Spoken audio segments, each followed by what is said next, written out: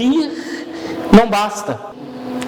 Conheço pessoas, e você deve conhecer pessoas assim, que nasceram em lar evangélico, cresceram dentro de igrejas evangélicas, e depois de muito tempo se afastaram, e hoje não tem nem cheiro de ovelha, não querem nem saber absolutamente nada da sua vida com Deus.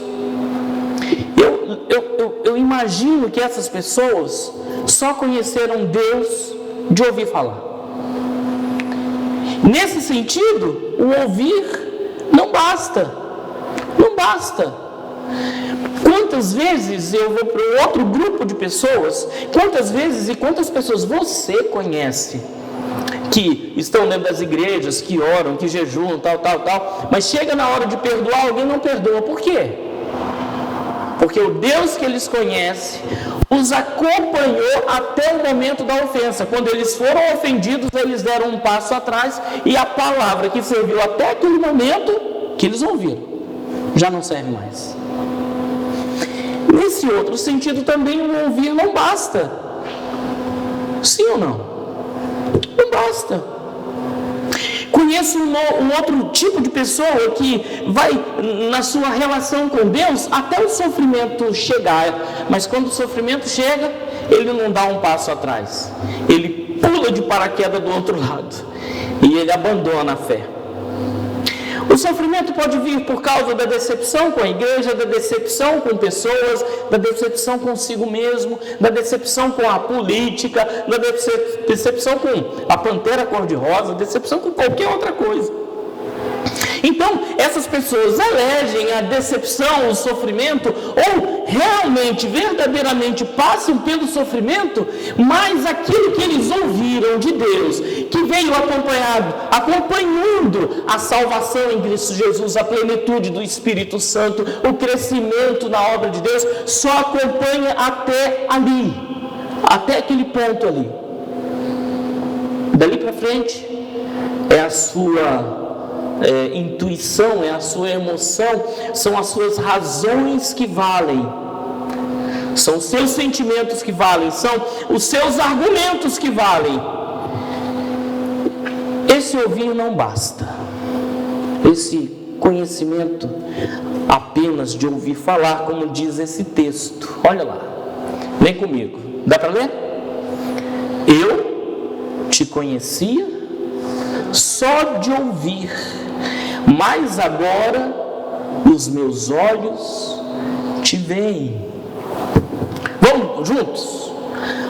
Eu te conhecia só de ouvir, mas agora os meus olhos te veem. Senhor, meu Deus e meu Pai, nós precisamos que essa palavra mexa com a gente, nós precisamos que essa palavra transforme a nossa atitude, arranque de nós, ó Deus, as razões que nos fizeram parar de acreditar no Senhor, as razões que nos fizeram parar de confiar na Tua graça, de acreditar no Teu milagre. Que o Senhor nos ajude, que o Senhor nos fortaleça, que o Senhor traga sobre nós, ó Deus Santo, o bálsamo que cura, em o nome do Senhor Jesus. Amém?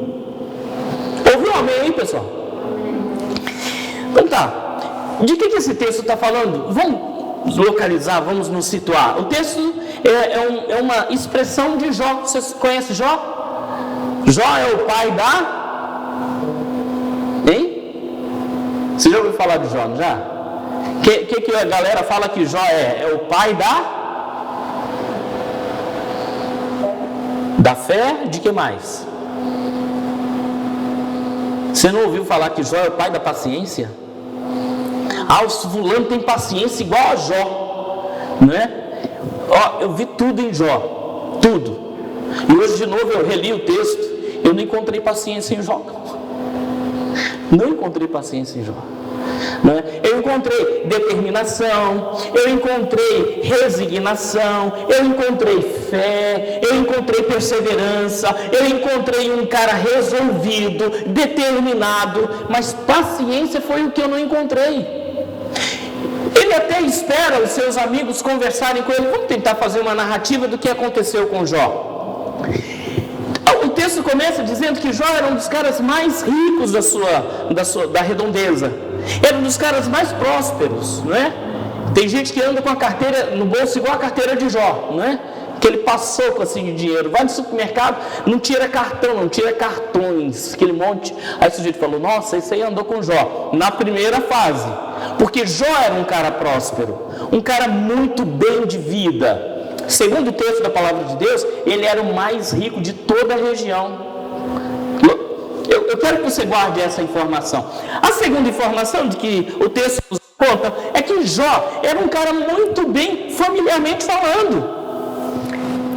Ele estava sempre nas refeições junto com a sua família. Almoçava, jantava com os filhos, com a esposa, sabe? Sempre estavam fazendo festa. Os filhos andavam em união, a esposa andava, sabe? Em comunhão com ele. As coisas andavam muito bem dentro de casa, graças a Deus, né? Sabe quando você pergunta assim, irmão, como é que está a sua família? Estou bem, graças a Deus, é a sua. A minha também, muito obrigado. Mas a dele não era só um jargão de resposta. A família dele era uma família sensacional. Ele tinha bens muito mais do que qualquer um. Bois, cabras, ele tinha... A propriedade de Jó era um negócio assim incalculável. Incalculável.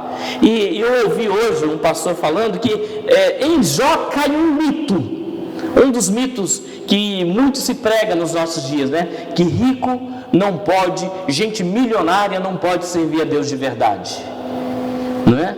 E Jó era um cara milionário e servia a Deus de verdade. E esse era o terceiro testemunho que dizia dele. Ele era bem financeiramente, ele era bem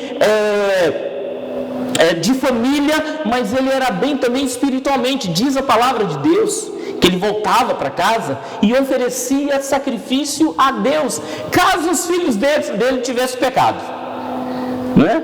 Então ele estava sempre em comunhão com Deus o tempo todo. Mas Jó também tinha muitos amigos. Jó também era um cara muito bem relacionado com todo mundo.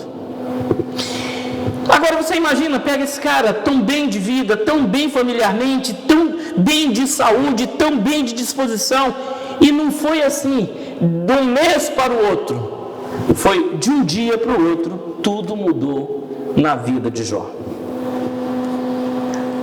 Como é que você quer que a sua vida mude? Para o bem, né? Sim ou não? Alguém quer que a sua vida mude para o mal aqui? Imagino que não.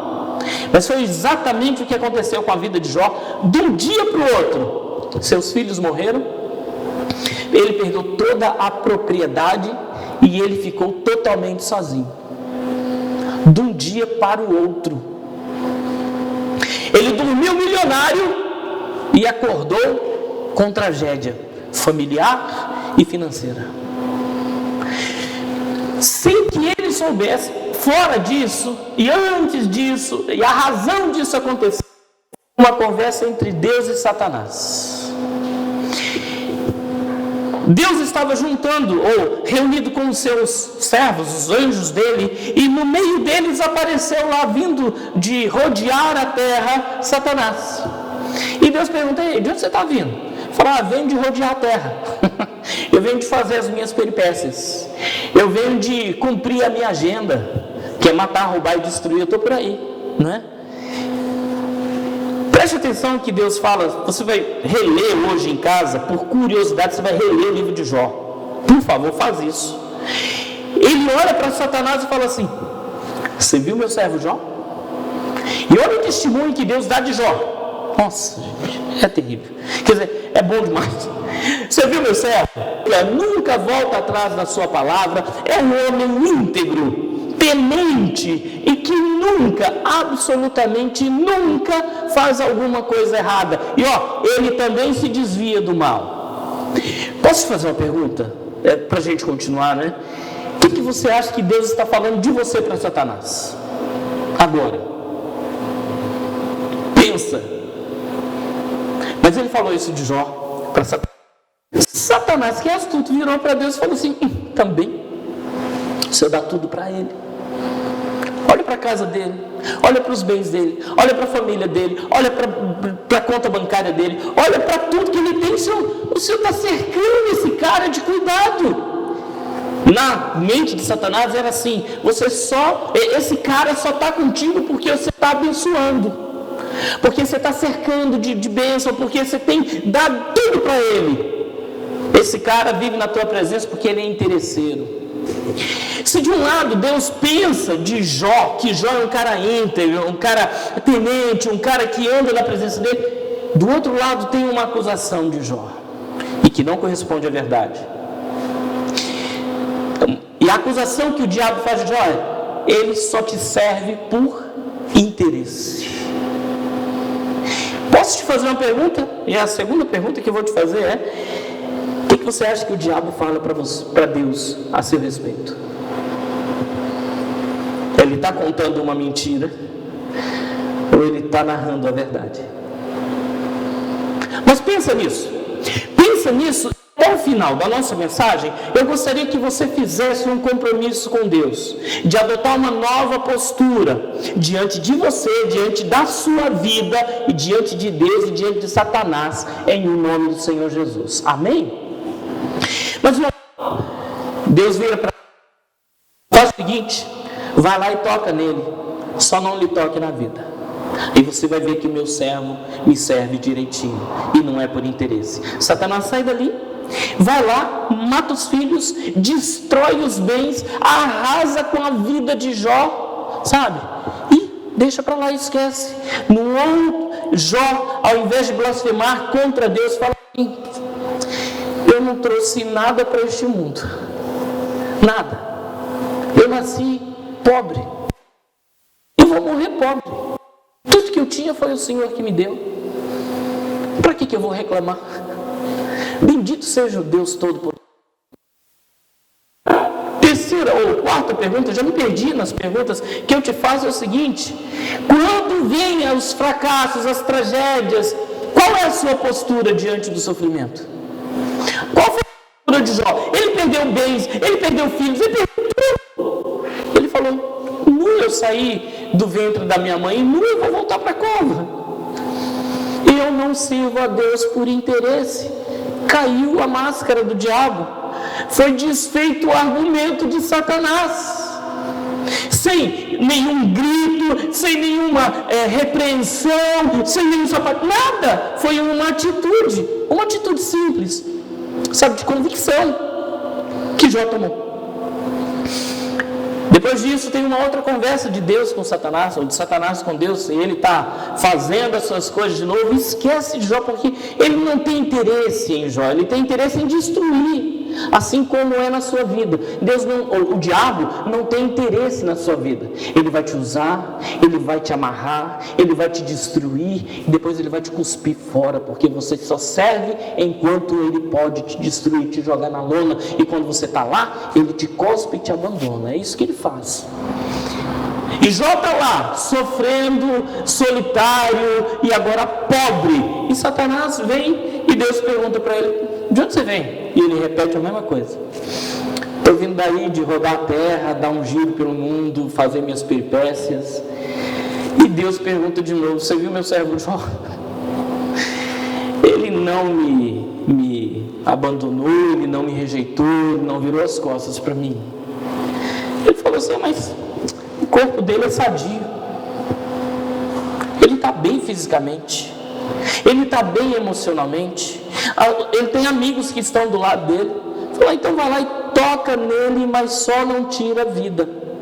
Deus dá uma segunda autorização para Satanás, e Satanás sai e toca na saúde de Jó, de um dia para o outro. O cara que não tinha nada, não tinha febre, não tinha resfriado, não tinha pressão alta, não tinha nada, cai de cama, de uma lepra terrível, de uma coceira interminável, de um fedor. Diz a Bíblia que as crianças faziam de Jó motivo de piadinha, sabe? A criançada passava por ele e falava: olha lá o homem podre, olha lá o homem podre, olha o homem podre que está morrendo, olha o homem podre que está fedido. A criançada fazia disso motivo de piada e de chacota. E Jó narra que o seu sofrimento foi tanto que ele desejou a morte. Ele falou: mas Deus, por que eu não morri quando minha mãe, né, me deu a luz? Para que passar por esse sofrimento todo?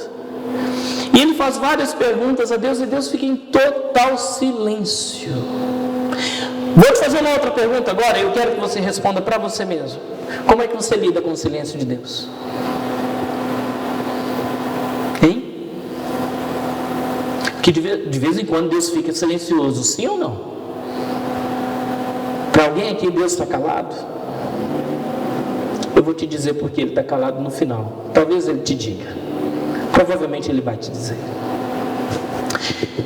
E Satanás sai, toca na saúde de Jó, toca, sabe, em tudo que ele tinha, e Jó fica abandonado, doente, fedido, morrendo sim, porque fisicamente ele estava deteriorado, sabe, na lona financeiramente. E alguns amigos chegam e passam 7 dias calados, só por causa do sofrimento dele. Aparentemente foram 7 melhores dias daquela amizade, porque eles ficaram calados, eles não falaram nada. Mas no 7º dia, os amigos viram para ele e falaram assim: Jó, não é possível, a gente ficou calado até agora, mas nós vamos te dizer uma coisa. Você está assim, meu filho, porque você pecou. Você está assim porque Deus pesou a mão na sua vida.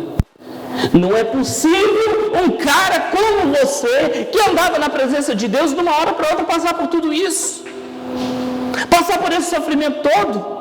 Confessa logo o seu pecado, abre logo o jogo, fala o que você fez. Você traiu sua esposa, você abandonou seus filhos, você fez alguma maldade com eles, você trapaceou. Não, Jó, é impossível passar por isso sem ter algum tipo de pecado. É impossível, Jó. Fala, abre a boca. E Jó então perde a paciência com eles. Se você pensou que Jó é o pai da paciência, sabe? E Jó descasca os caras, sabe, com perguntas que eles não têm respostas, absolutamente. Ele fala do caráter dele, fala: eu andei na presença do Senhor, eu andei diante de Deus. Agora eu vou falar uma coisa para vocês: se Deus é o Deus que dá coisa boa, e nós aceitamos as coisas boas de Deus, você acha que a gente não tem que aceitar as coisas ruins que Deus também manda? Por que Jó fala isso? Porque ele sabe exatamente o que aconteceu. Ele não cometeu pecado, ele não pisou na bola, ele não, sabe, arregou na presença do Senhor, absolutamente nada disso. Ele sabia que o que ele estava passando tinha o dedo de Deus, porque chega no momento do texto que ele vira e fala assim: eu vou falar uma coisa para vocês, o que passar na cabeça de Deus vai acontecer. É até um alerta para eles. É tipo assim: abre os olhos, porque se aconteceu comigo pode acontecer com vocês também.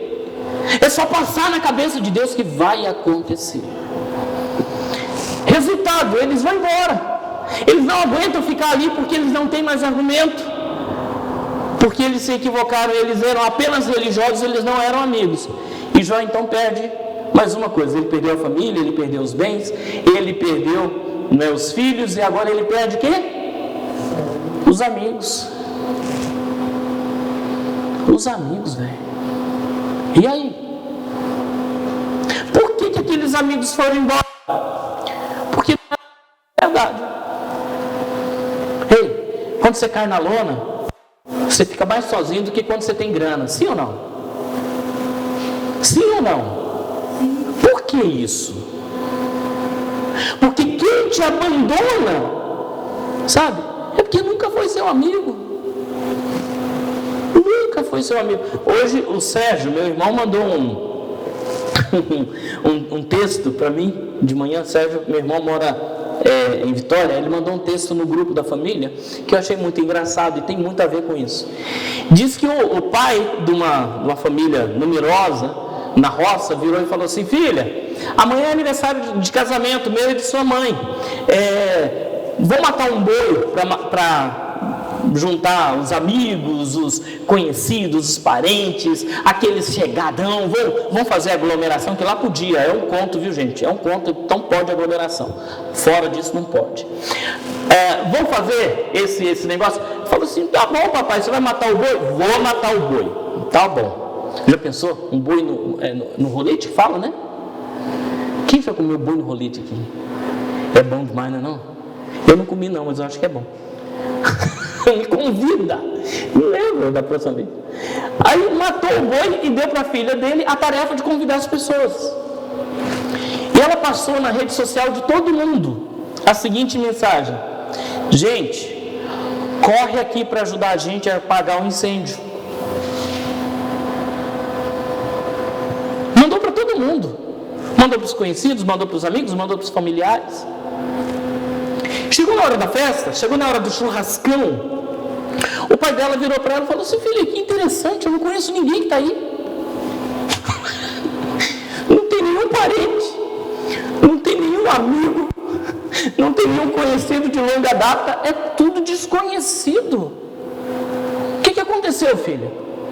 Não, pai, eu recebi a resposta de todo mundo. Mas como assim? Como que você fez o convite? Eu falei: pai, eu convidei as pessoas para virem nos ajudar a apagar um incêndio, que a nossa casa estava pegando fogo. E esses aí são verdadeiramente aqueles que merecem estar com a gente na festa, porque eles se interessaram a nos ajudar no meio da nossa tragédia. Os outros deram desculpas. Muitos familiares deram desculpa: eu não vou poder ir porque eu não tenho experiência com incêndio. Eu não vou poder ir porque eu estou com medo de me queimar. Eu não vou poder ir porque eu tenho outros interesses. Está vendo, pai, como é a situação? Se a gente fala que é para apagar um incêndio, só vem aqueles que de fato querem nos ajudar. São assim os amigos também na nossa história. Amigo mesmo, diz um ditado, eu acho que ele é meio mineiro, né? Diz um ditado que você quer considerar alguém amigo é aquele que come com você um prato de sal. Sabe? Não é aquele que senta com você na mesinha do bar, quando você está podendo pagar cervejinha, quando você está podendo pagar Coca-Cola, quando você está podendo dar o churrasquinho, sabe? Não é aquele que sabe que você tem para sugar de você, é aquele que tem interesse que você seja ajudado por ele também no tempo da adversidade. E há um período grande no texto que Deus olha para Jó e fala assim: quando eu estava, sabe, criando o mundo inteiro, onde é que você estava, Jó? Quando eu estava colocando as estrelas no firmamento, onde é que você estava, Jó? Quando eu estava separando a parte seca da parte úmida da terra, onde é que você estava? Onde é que você estava quando eu estava produzindo os animais das águas, os animais da terra, os animais que voam? Onde é que você estava? Jó me responde uma coisa: eu fiz um monstro marinho, poderoso. E ele descreve aquele monstro marinho, não é, que os historiadores dizem que é um dragão, de tão poderoso, de tão feroz. Ele termina de descrever aquele, fala: onde é que você estava, Jó? Onde é que você estava? Onde é que você estava quando eu provi oxigênio para a terra? Quando eu provi luz para o mundo? Quando eu criei os seres humanos? Onde é que você estava? E todas as perguntas de Deus para Jó fizeram com que Jó respondesse no final do texto exatamente isso: eu te conhecia só de ouvir falar, agora eu estou vendo quem é o Senhor. Foi o Senhor que criou todas as coisas, que sustenta os luminares nos céus, que faz com que a lua e o sol iluminem a terra no seu devido tempo, que separou a parte seca da parte úmida. E ele também repete e responde a Deus todas aquelas perguntas que Deus fez para ele. E ele cai em si e ele percebe que só de ouvir falar de Deus não bastava. Chegou um momento que ele fala assim: foi-me bom passar por tudo isso para que eu compreendesse a grandeza da tua força, a grandeza da tua lei. Jó passa por todo esse processo e é fortalecido quando Deus o confronta em relação ao seu poder, em relação à sua graça, em relação àquilo que Ele tem preparado para ele, para todos os seres humanos. Você acha que você é pior do que Jó? Eu respondo para você. Você acha que Deus se interessa menos por você do que se interessava por Jó? Diz a palavra de Deus que você é a coroa da criação de Deus, que você é a obra-prima da criação do Pai, que você é a imagem e semelhança de Deus, que você é resgatado em Cristo Jesus. E mais, se você recebeu a Jesus no seu coração como Senhor e Salvador, Deus imprimiu em você o DNA dele, que é o DNA do milagre, o DNA da bênção, o DNA do poder do Senhor, o poder para poder suportar e superar, seja qual for a crise. Deus está contigo, Deus ama você, Deus tem propósito na tua vida. Em nenhum momento Jó reclama. E chega no momento, antes dele falar isso, que a mulher dele vira para ele, eu esqueci desse detalhe, né? A mulher dele vira para ele e vê que ele está sofrendo tanto, vê que ele está padecendo tanto, vê que ele já não tem mais solução para ele, e fala assim: meu filho, você sabe que eu te amo, você sabe que eu tenho uma paixão muito grande por você, só tem uma coisa que vai te livrar desse sofrimento todo que você está passando: renega esse Deus. Aí ele vem e te mata. Sabe? A única forma de Deus te matar é você falando mal dele, é você amaldiçoando ele, é você abandonando ele. E quando você o abandonar, essa era a declaração de amor que a mulher estava fazendo: eu não aguento mais te ver sofrendo. E ela dá essa ideia para Jó. Como é que Jó responde para ela? Pacientemente. Você está louca, mulher? Isso não é paciência nunca, né? Você está louca, mulher, fazer um negócio desse? Você está louca? Você perdeu a razão. Você perdeu a razão. Deus me deu todas as coisas. Deus tomou todas as coisas. Bendito seja o nome do Senhor. Aí ele fala isso: eu te conhecia só de ouvir. Sabe quando ouvir não basta, pessoal? Eu quero propor que você pense comigo aqui.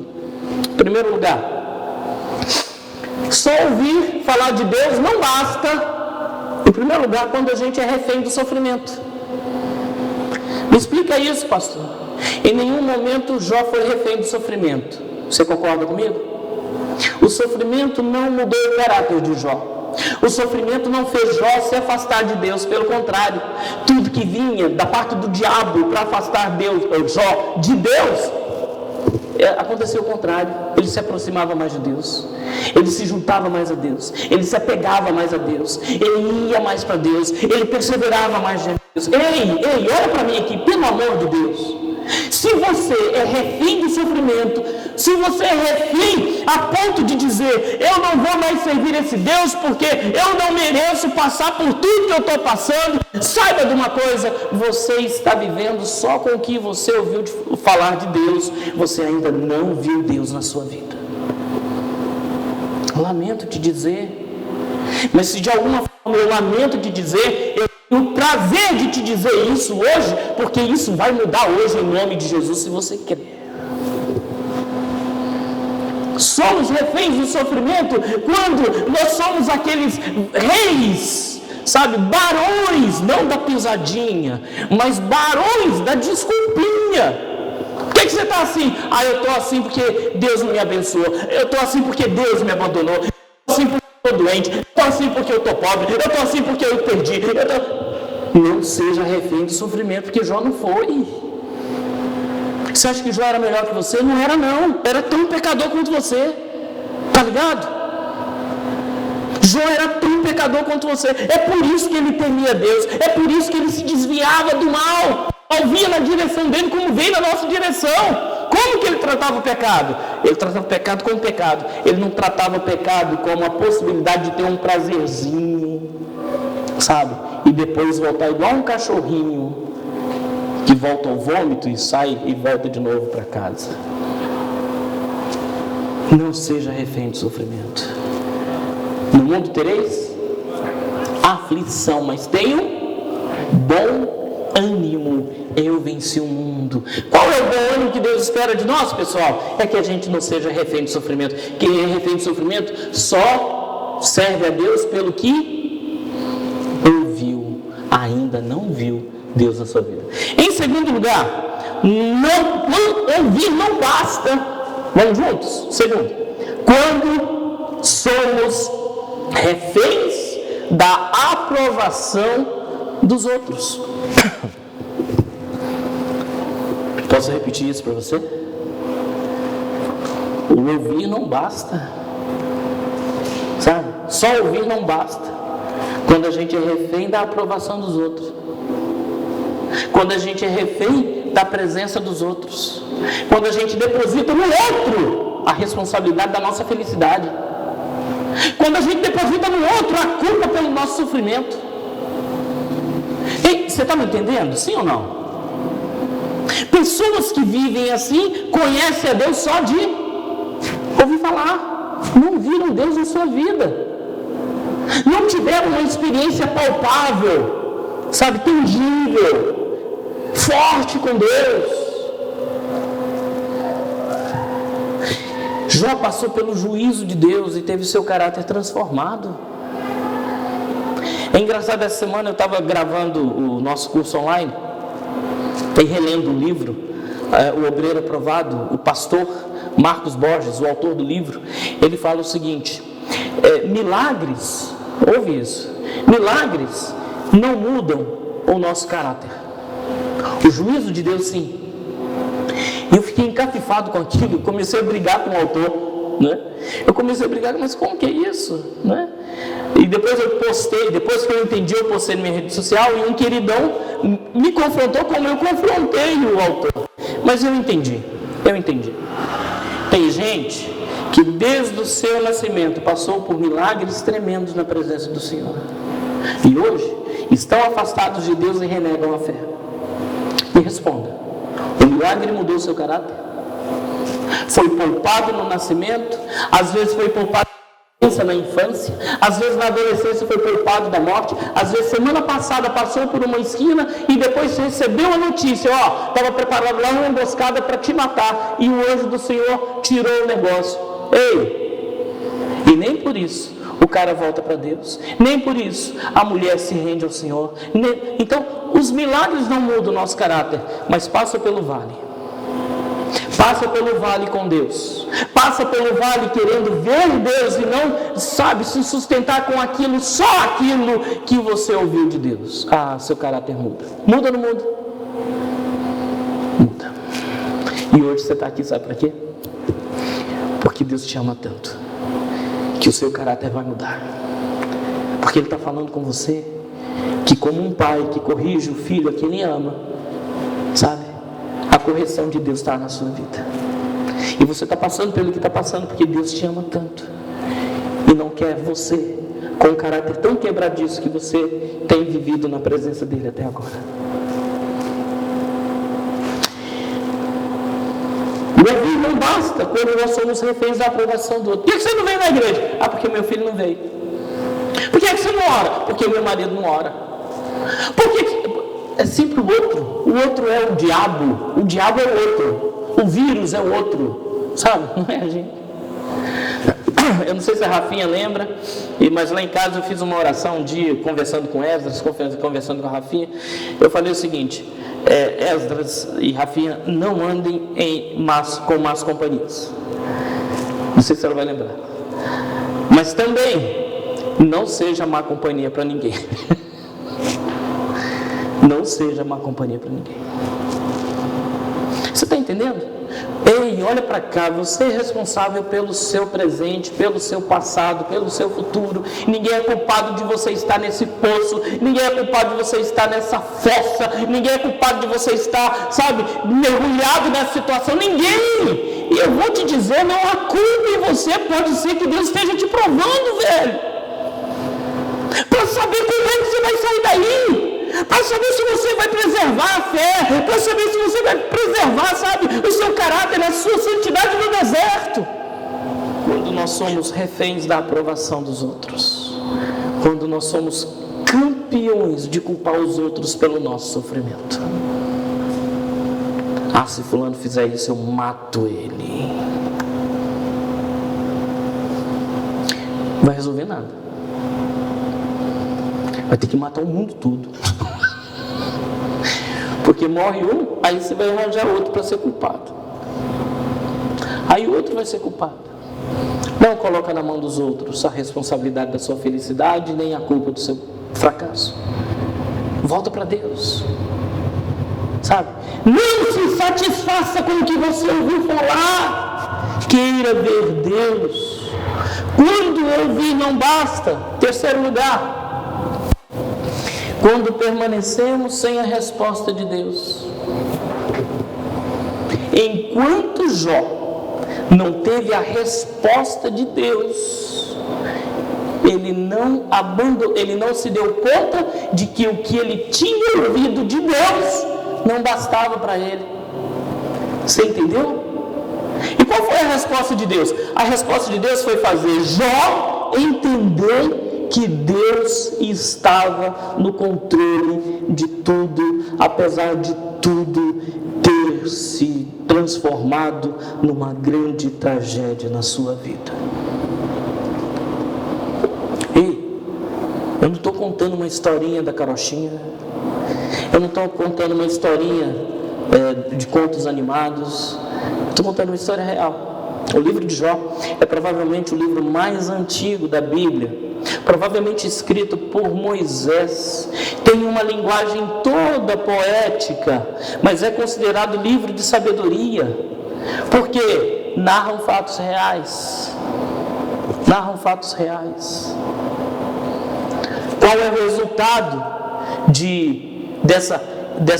desse incômodo de Jó, sabe? Dessa insatisfação consigo mesmo? O resultado é que ele se aproxima mais de Deus quando a tragédia quer afastá-lo mais de Deus. O resultado é que ele glorifica a Deus quando o diabo quer que ele maldiga a Deus. O resultado é que ele permanece aí até Deus responder, e enquanto Deus não responde, ele não sai.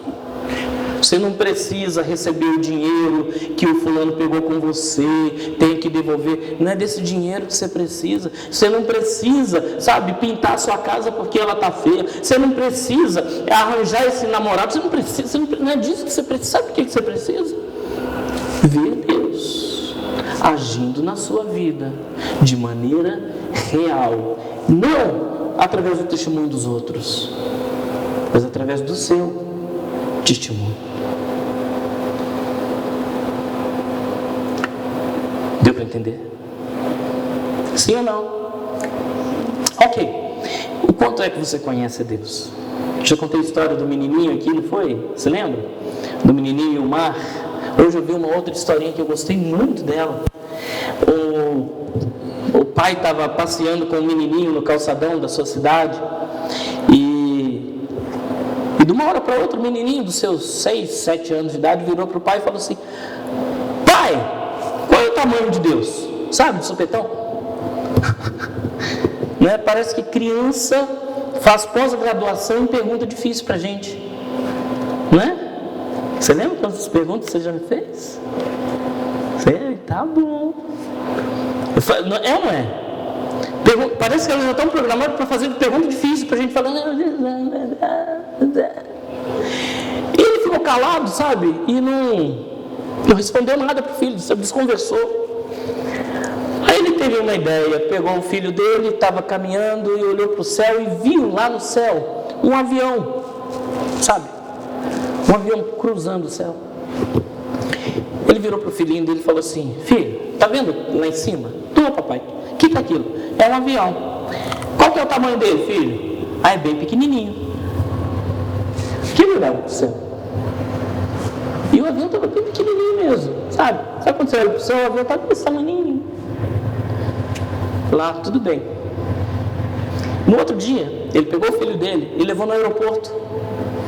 E tinha um avião parecido com aquele parado lá, era um jumbo, grandão, sabe, desses enormes, enorme, era mesmo o avião.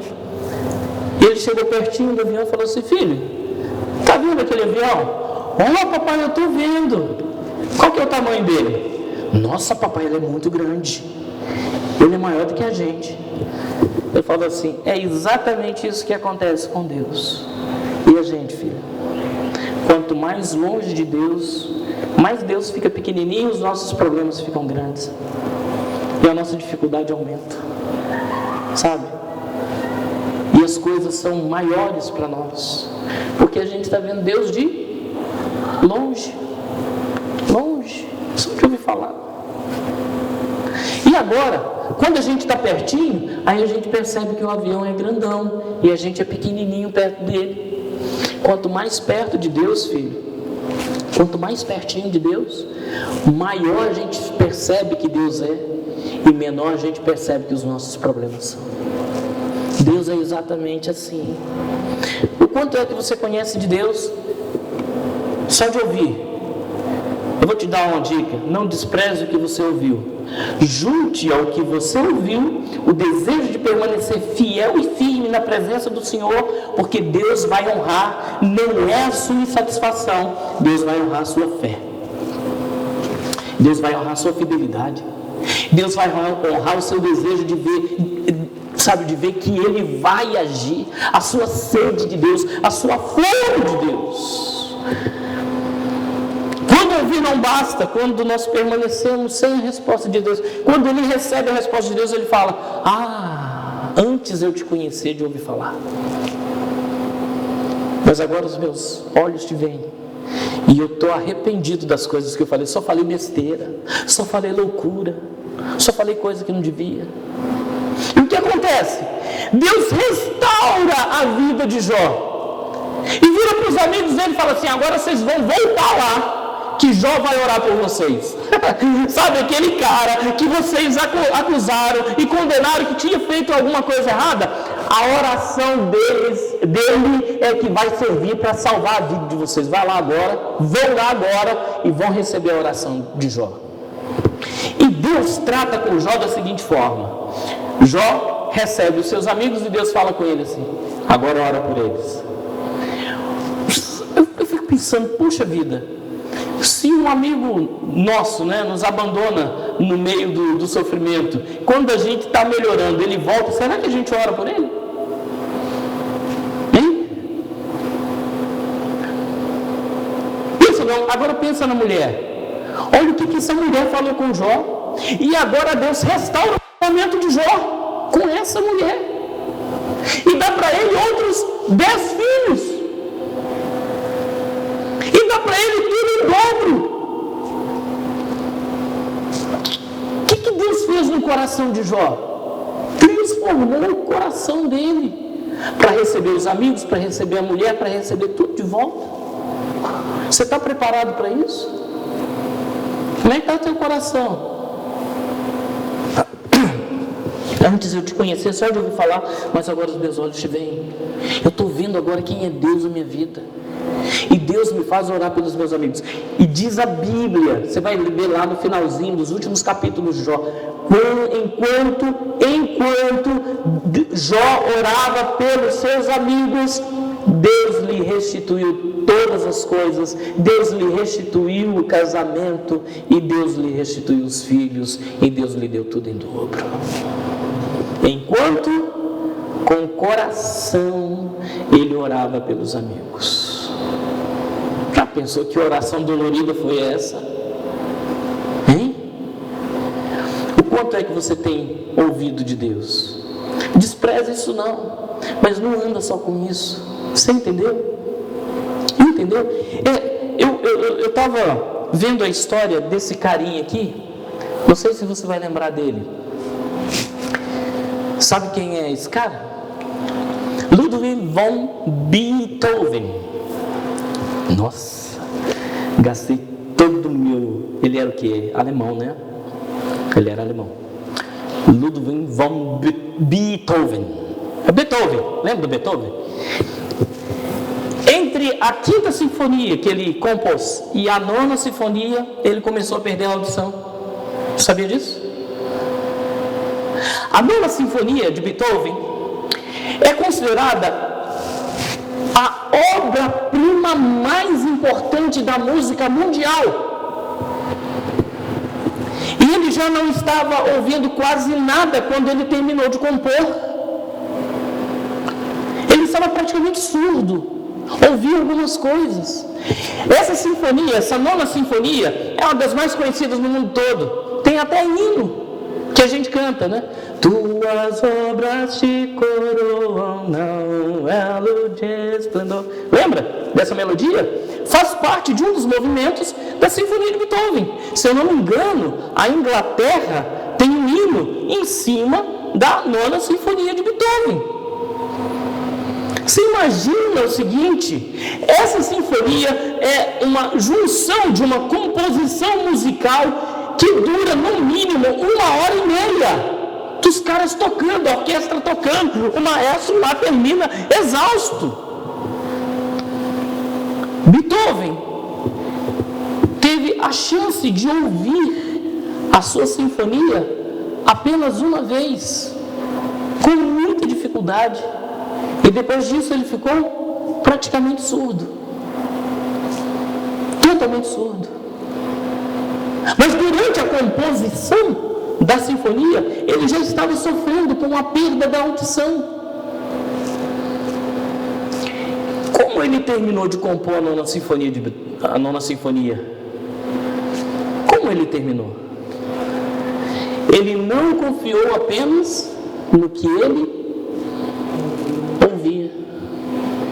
Ele confiou no seu tato, ele confiou nas pessoas que estavam ao seu redor, ele confiou nos músicos que iam executar, ele confiou na sua experiência, ele confiou nas bênçãos que Deus derramou na sua vida, ele confiou, sabe, em toda a expertise que ele alcançou durante toda a sua vida, como músico, como compositor. Era um cara que não gostava, era um cara muito antissocial, mas essa música, assim, a nona sinfonia de Beethoven, é considerada o presente para a humanidade.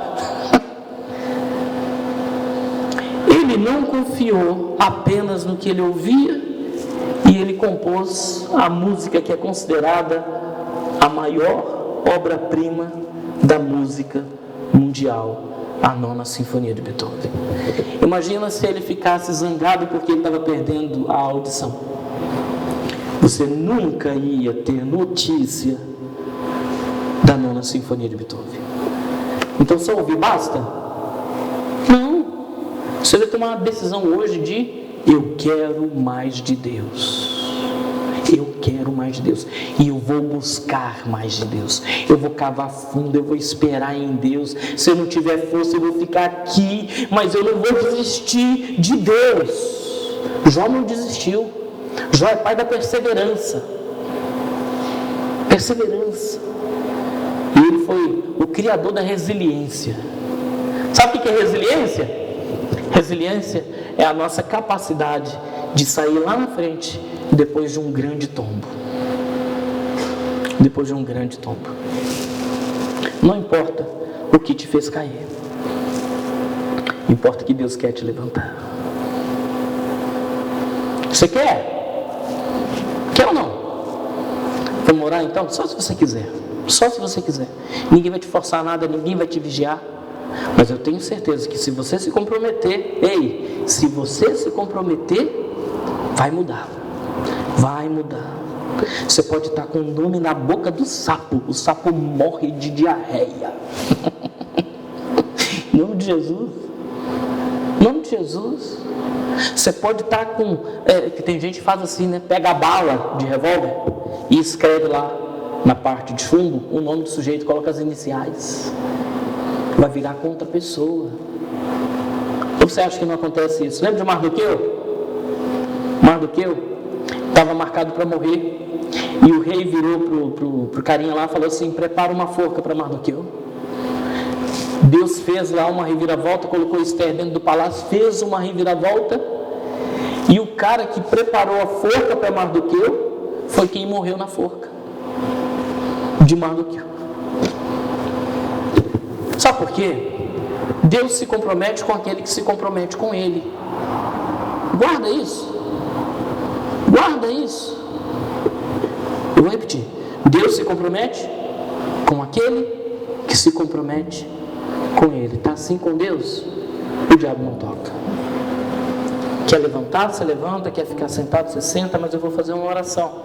E se você se comprometer hoje, eu creio na sua vitória, em nome de Jesus. Meu Deus, meu Pai, hoje é dia de vitória, Senhor.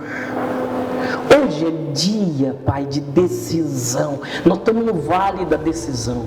O vale da decisão. Esse é o vale da decisão. Este é o vale da decisão. Este é o vale da decisão. O que acontece no vale da decisão? Os feridos se levantam. Os cativos se levantam. Mas se levantam porque não querem mais ser cativos e porque não querem mais estar feridos. Querem ser curados e querem ser livres. Neste momento, alguém está se comprometendo contigo, dizendo: meu Deus, pisei na bola, errei, eu não sei o que está acontecendo comigo, não tenho resposta para o que está acontecendo comigo, mas eu estou fraco, estou frágil. Mas a partir de hoje, eu pego tudo que eu ouvi do Senhor e eu quero mais de Ti, eu quero Te ver agindo na minha vida. Eu quero, Senhor, eu quero Te ver agindo na minha vida. Eu preciso Te ver agindo na minha vida. E eu me comprometo, Senhor, neste momento, em fazer tudo que o Senhor me dirigir, que o Senhor me orientar, que servos e servas do Senhor me orientarem, para Te servir de verdade e ver o Senhor assentado no Teu alto e sublime trono. Não saio, Pai, dessa posição enquanto o Senhor não me responder. Eu libero todas as pessoas que eu já culpei do meu fracasso até hoje. Eu perdoo cada uma delas. Eu oro por elas. Sim, Jesus, eu não tenho nem força para orar por elas, mas neste momento eu libero, porque eu não quero mais carregar corpos defuntos, fedidos, de falta de perdão no meu nome. Eu libero essas pessoas, eu me libero delas. Eu não quero mais viver da aprovação dos outros. Eu não quero viver refém dos problemas. E eu não quero viver enquanto... Pai, eu quero viver, mas eu quero que o Senhor me dê a Tua resposta. Eu quero que o Senhor fale comigo. Eu quero que o Senhor se manifeste. Eu quero que o Senhor feche a sepultura. Oh Deus, eu quero que o Senhor me cure. Eu quero que o Senhor me levante. Eu quero que o Senhor me toque. Eu quero que o Senhor me use. Eu me comprometo, Senhor, a Te servir dessa forma, até o Senhor me responder.